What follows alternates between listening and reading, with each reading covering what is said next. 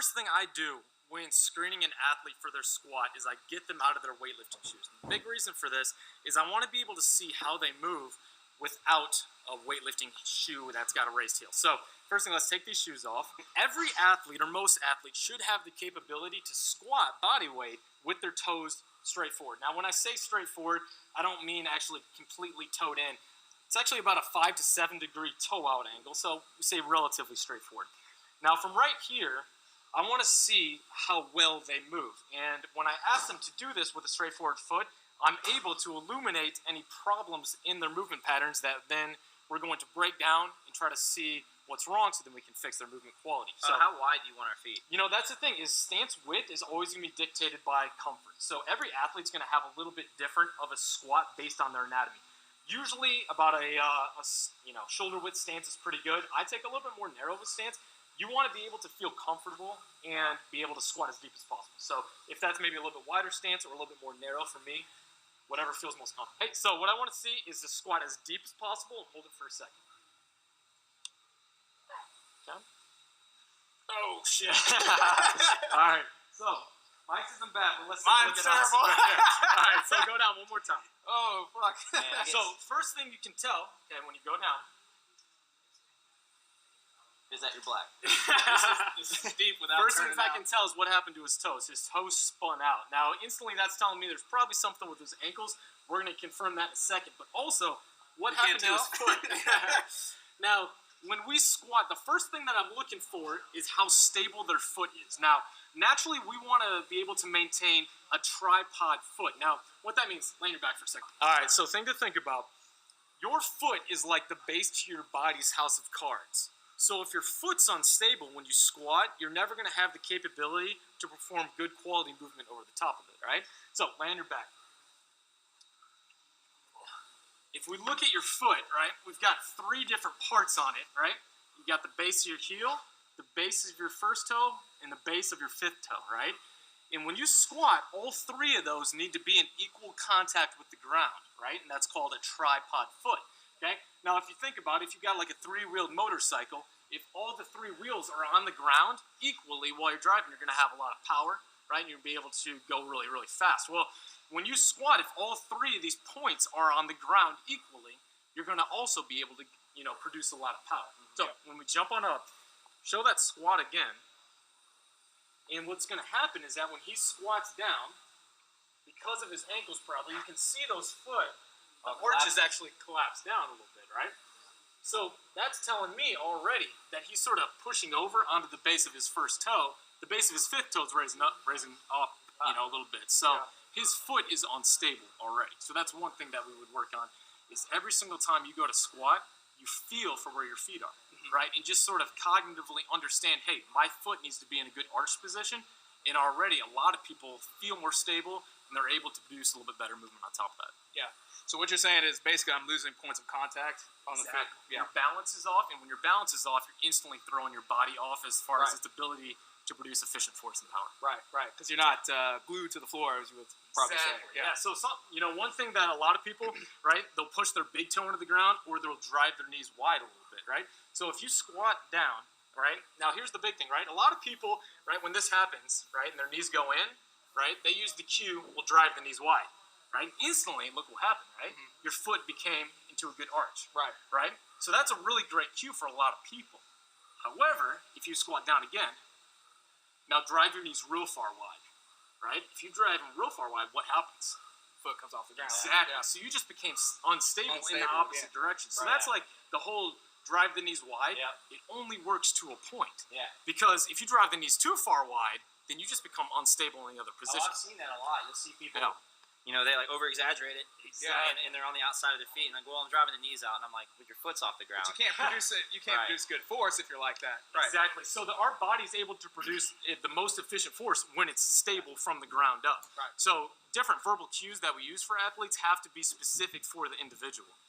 So yes, squatting is individual. Like nobody squats the same way. That's the big, there's no one size fits all when it comes to squatting. Now there's definitely some certain absolutes that we look for, like having a good tripod foot. But again, everyone's going to look a little bit different. It's all about finding what's best for each individual. Okay, so that's the first thing we saw, right? Now we want to be able to test the ankles, right? So what we're gonna do is a really simple test. Everyone can do this at home. You're gonna get down. Yeah, play along. You're gonna get down next to a wall, anything you can find. Now, 5 inches is the actual distance you want to be from the wall. My simple way of doing that: fist plus a thumb, like this. Oh, cool. It's gonna be roughly about 5 inches. You don't have to get a ruler. Now the goal from here is, can you touch your knee to the wall without your heel popping off the ground? Okay. So Mike, let's try that. Let's see what it feels like. Fist plus a thumb. Fist plus a thumb. Yeah. Can you touch your knee, not that heel, to the wall without the heel popping out? Not bad. Woo. A little tight back here. Yeah, this is my bad ankle. This ankle's tighter than the other. Now, do you feel a pinch at all in the front of the ankle? No, I feel pretty Just tight in tightness the back. Yeah. Okay. So if it's just tightness in the back, that's usually significant of like a soft tissue restriction. Yeah. So you have like, your muscles back here, your fascial layers, those are a little stiff and bogged down. Okay. So that will work with Calves. exactly And if the it was calves. a 10, should be more joint related. That would be joint related. Some people have both. Yeah. So Let me see the other one. yeah, and that's a big thing too. Always test both ankles. Yeah. Because a lot of times this people one will can be way have a easier. restriction on one side that's different than another. Yeah, that was That one's easy so on much that side. easier. But Yeah. same restriction as the leg in the back. So like if you were an athlete that had a bunch of sprained ankles in the best, you might have a joint restriction. That's a pretty easy thing to develop. How Okay. would you?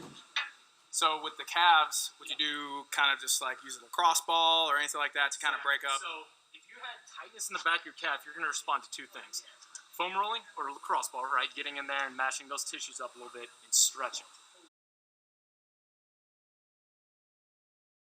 Okay. So those are the two things that are going to work on the best. What are some stretches that you do for? So let's see here. We'll grab a kettlebell over here. Now, my favorite one that I like to use, it's called a goblet squat stretch. What you're going to do is you're going to squat down, and then from right here, all you do is lean your knee over your toe. Exactly. Try to keep your heel on the ground. You're going to feel a really good stretch in the back of the calf.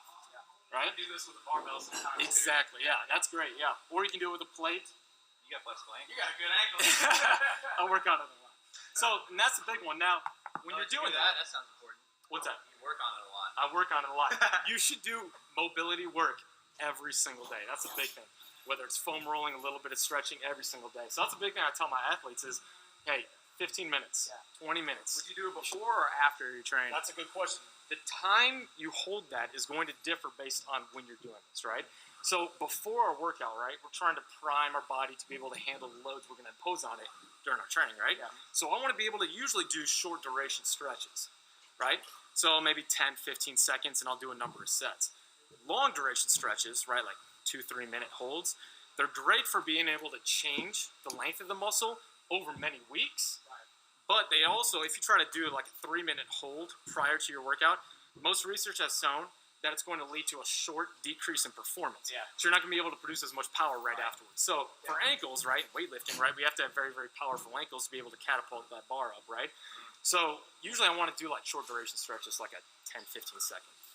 So, Yeah, I would say that's little short stretches before, and I like to do even short stretches like during, like in between sets. Exactly. Like, but not to the length of time where it's like 3 to 5 minutes. That's more I reserve for afterwards when the muscles are already 100%. warm, the joints are already warm. That's when you can in fact get the most change out of probably after Exactly. like So, after a workout. Right before your workout, right? Those short duration stretches are going to help neuromodulate the tone in your calf muscles and allow you to increase that mobility of your ankles. Then afterwards, yeah, definitely do the long duration stretches for sure. So it's all about sort of when you're doing it, but also it's also you have to, the individual, right? If you have an athlete whose ankles are totally restricted, right? I'm all right with setting them back with a little decrease in performance beforehand if I'm going to see a lot more increase in movement capability. I'm glad right? you said that because okay. So if you stretch before training, it may decrease performance. But if you can't get into a good position because your ankles are jacked up, then that little 5% decrease in performance is not going to pay off. You got to look at the bigger picture here. Right. If you improve your position and it helps your performance by 30%, but the static stretching drops 15%, you're still net positive, right? Exactly. So it's definitely more 100%. important. Exactly. Cool. So that's one stretch that you can do. Now, here's the deal. Not everyone can get down into a deep squat like that, right? So what else do we do, right? So what I like to do is just sort of grab a plate, and what we'll do is we'll just throw this on the ground. And what you're going to do is just get down into a lunge like this. Oh, yeah. And you're just going to drive your knee over the toe, right? And what we did is we decreased the hip mobility requirement of the stretch. So now it's a lot easier to get down here for most of my people who have like really tight hips. Right. Now you can focus on that ankle mobility. Same sort of thing. So when you use a band, I've seen some people try to use a band to kind of band a distraction with the ankles. You can, and that's what we're going to talk about next. Okay. Oh, there you go. All right, so real quick though, when you're doing these stretches, you know, you're down in the squat and you got the knees going over. Where do you want the knee driving? Great idea. So actually grab that bar, or the kettlebell. Do that. So as you go down, let's try to lean this way. What I want, every single stretch should have a purpose to it, right? And if it doesn't carry over to improve the movement quality afterwards, it's not going to be that useful for us, right? So when I stretch this way, I want that knee to drive directly over this part of the toe. Okay. And sometimes maybe even a little bit out this way, right? Okay. But what I don't want to ever do is drive that knee in, right? Because what are you doing? Yes, you're maybe still stretching the ankles, but at what cost, right? Contact. Exactly. Right, We're teaching right. your body that it's all right to stretch into that, right? So I like to always stretch either going straight or maybe more out to the side. Okay. Now I want to ask a question, and that most people like probably don't even think to ask. Why is it important to have the feet forward? Exactly. The biggest thing is when you squat with your feet forward, it shows that you have the mobility, the functional movement to be able to move as your body's intended to, right? Everyone should have the ability to squat all the way If you down. look at a baby, Relatively that's how they straightforward. squat. Exactly. Now that's the big thing, right? A lot of people go, well, squat like a baby, right? Well, it's not exactly the same. The reason for it is that I want you to have the capability to fully move the way your body was designed to. Right? What's next? So, all right, so we just talked about the stretching, right? Let's get a band, and we'll talk about what happens if you have a joint pinch. restriction. The pinch in the front of the knee.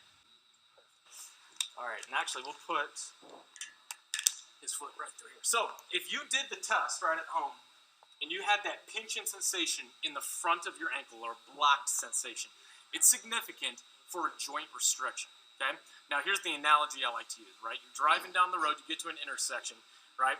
Now, normally, your knee should be able to go straight through the intersection, right? That's your tibia going through the ankle joint, right? But when you have a joint restriction, it's like you're coming up to a roundabout, right? You can't just drive through the roundabout or else you're going to mess your car up, right? So what happens is that when you have a joint restriction, your body hits that roundabout, it can't go any farther. It has two options. A, it stays placed, right? So you're going to have to compensate somewhere else in your body. Or it spins off and it goes around the roundabout to get more ankle mobility, right? Yeah. So that's why a joint restriction can easily lead to a knee compensation, right? People's knees collapse in. A lot of times we think it's a knee problem. It might be an ankle problem, right? So it's all about screening and seeing, hey, is that movement problem due to a mobility issue or a combination of a coordination issue? Got it. Right? So let's say you had that pinching sensation, right? It doesn't matter how much foam rolling or stretching you do, you're likely not going to change that pinching sensation, right? So the way we do it is we have to use a joint mobilization tool to fix and take out that roadblock. Make sense? Got it. So jump in here with your right foot face out this way, and we're going to get a lot of tension on this. Now the big thing, I'll step into it. and get down onto a knee with your Alright. back knee, is we need to place this band on the talus bone, which is the small ankle bone right at the top, right here, okay? Now here's the deal. I walk into a lot of CrossFit gyms and I see people who put the band right Up there, there, okay? That doesn't do anything, okay? Now, and the reason for that is because as you move knee forward like this, right? Anatomically, your tibia, right, your big leg bone right here, slides over your talus forward. It almost translates like that, okay? Okay. So if you have a block sensation, in order to improve that ability, we need to have this band pulling backwards so that we can work on the joint mechanics.